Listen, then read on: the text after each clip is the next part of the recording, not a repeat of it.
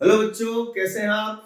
आपको याद हो तो हमारी यूनिट 2 चल रही है। मैं इसमें अगला एक छोटा सा टॉपिक लेकर आपके सामने हाजिर हूँ। आपको याद हो तो कभी हमने इस अध्याय में ये पढ़ा था कि हमारे द्वारा जो विद्युत ऊर्जा व्यय होती है उसका मापन एक विशेष मात्रक में किया जाता है, जिसे हम बोर्ड ऑफ ट्रेड यूनिट या सिर्फ यूनिट या किलोवाट आवर्स या किलोवाट घंटा कहते हैं।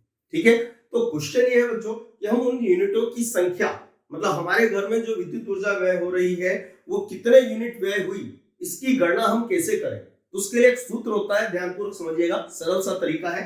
तो यूनिटों की संख्या कैसे ज्ञात की जाती है, तो ध्यान से देखिएगा। सपोज यूनिटों की संख्या कितनी है, n। तो इसका सूत्र है बच्चों p बोले तो शक्ति। शक्ति वो भी काय में होनी चाहिए, वाट में। काय में होनी चाहिए, वाट में। गुणित में समय, जितने समय तक विद्युत धारा प्रवाहित की जा रही है, जितने समय तक विद्युत संयंत्र को संचालित किया जा रहा है। ठीक है, टी क्या है, समय, लेकिन ये समय घंटे में होना चाहिए, आवर्स में होना चाहिए। और इसमें आप 1000 का भाग दें, 1000 का भाग दे दें, ये यूनिटों की संख्या कहलाती है। एक छोटा सा एग्जांपल देखें। सपोज हमारे घर में 5 बल्ब है, 5 बल्ब बल्ब है ना। प्रत्येक बल्ब 200 वाट का है। कितने वाट का है, 200। 4 पंखे हैं। कितने पंखे हैं, 4 पंखे हैं। प्रत्येक पंखा 125 वाट का है। ठीक है बच्चों, एक विद्युत हीटर है जो कि 2000 वाट का है। एक हीटर जो कि 2000 वाट का है। एक और ले लेते हैं। सपोज मान लो हमारे घर में एक विद्युत मोटर लगी है, जो कि एक मोटर, विद्युत मोटर जो कि 1000 वाट की है।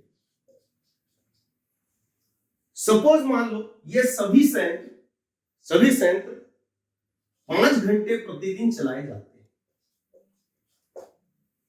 कितने घंटे प्रतिदिन चलाए जाते हैं, 5।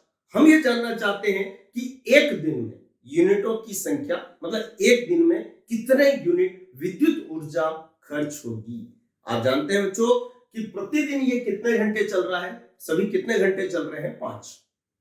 तो उपयोग किए जाने का समय कितना है, 5 घंटे। अब हम देखते हैं कि यूनिटों की संख्या प्रतिदिन कितनी होगी। तो ध्यान से देखिएगा, ये सूत्र है। इसमें ये क्या बोल रहा है, कुल शक्ति। ठीक है, ये क्या बोल रहा है, समय, जितने समय तक संचालित किया जाए, और उसमें 1000 का भाग दे दें। तो पहले हम कुल शक्ति ज्ञात करेंगे। तो कैसे ज्ञात करेंगे, तो आप देखिएगा, प्रत्येक बल्ब 200 वाट का है और कितने बल्ब लगे हैं, 5। तो बल्बों की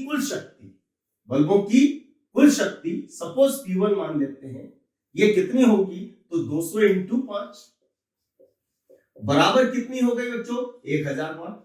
समझ में आ रहा है ना। ठीक है, अब 4 पंखे हैं, प्रत्येक पंखा 125 वाट का है। तो पंखों की कुल शक्ति, पंखों मतलब वो पंखनी है ना, पंखों की कुल शक्ति, इसको हमने क्या माना, P2। ध्यान से देखिएगा, 125 और इंटू कितने हो जाएंगे, 4। तो 4 5 20 की 0, हासिल के 2, 4 दूनी 8 और 2 10 की 0, हासिल के 1, 4 एकम 4 और 1 5। कितने वाट हो गए, 500 वाट हो गए। ठीक है बच्चों, अब देखें एक हीटर कितने वाट का है, 2000 वाट। तो हीटर की कुल शक्ति P3 मान लेते हैं इसको। हीटर की कुल शक्ति P3 बराबर कितनी है, तो एक ही हीटर है और 2000 वाट का है, तो हीटर की शक्ति कितनी हो गई, 2000 वाट। ये हो गई। ठीक है, और एक मोटर है जो 1000 वाट की है, तो ये भी 1000 वाट, इसको हम मान लेते हैं P4। ठीक है बच्चों, अब हम देखें टोटल शक्ति व्यय कितना है। तो ध्यान से देखिएगा, P1 plus P2 plus P3 plus P4, तो यह हो जाएगा कुल शक्ति बराबर आएगी 1000 और 1000 2000 और 2000 4000 और साथ में कितना, 500। तो ये होगा 4500। ये 4500 वाट कुल शक्ति हो गई। समय कितने घंटे, प्रतिदिन 5 घंटे चलाए जाते हैं। हम जानना चाहते हैं कि प्रतिदिन खर्च होने वाली विद्युत ऊर्जा यूनिट में कितनी होगी। तो ये यूनिटों की संख्या का सूत्र होता है, मान रख देते हैं इसमें। बच्चों ध्यान से देखिएगा, ध्यानपूर्वक समझना। ये क्या लिखा है, P बोले तो टोटल शक्ति 4500 वाट है। ध्यान रहे ये वॉट में होनी चाहिए है। अब ध्यान से देखिएगा, गुणित में समय तो प्रतिदिन 5 घंटे संचालित किए जाते हैं और बटे में कितना आ जाएगा 1000। कोई दिक्कत तो नहीं बच्चों, ध्यान से देखिएगा, 2 मिंडी से 2 मिंडी कट गई, ठीक है। यहां पे 5 एकम 5 और 5 दूनी 10, 2 का भाग हम इसमें देंगे तो डेफिनेट बच्चों n का मान आएगा 22.5। कहने का मतलब प्रतिदिन व्यय होने वाली विद्युत ऊर्जा यूनिट में कितनी होगी, तो हम कहेंगे 22.5 यूनिट होगी, ठीक है बच्चों। और इस तरीके से यूनिटों की संख्या ज्ञात की जाती है। अब मान लो 30 दिन की ज्ञात करना हो तो यहाँ घंटों की संख्या, एक दिन में 5 घंटे तो 30 दिन में 150 घंटे, तो समय का मान कितना रख देंगे हम 150। और इस तरीके से यूनिटों की संख्या ज्ञात की जाती है, अर्थात व्यय होने वाली विद्युत ऊर्जा का मान यूनिट में ज्ञात किया जाता है, ठीक है बच्चों। आज इस टॉपिक में हम इतना ही रखते हैं। अगला टॉपिक आज इस वीडियो में इतना ही रखते हैं। अगला टॉपिक हम अगले वीडियो में देखेंगे।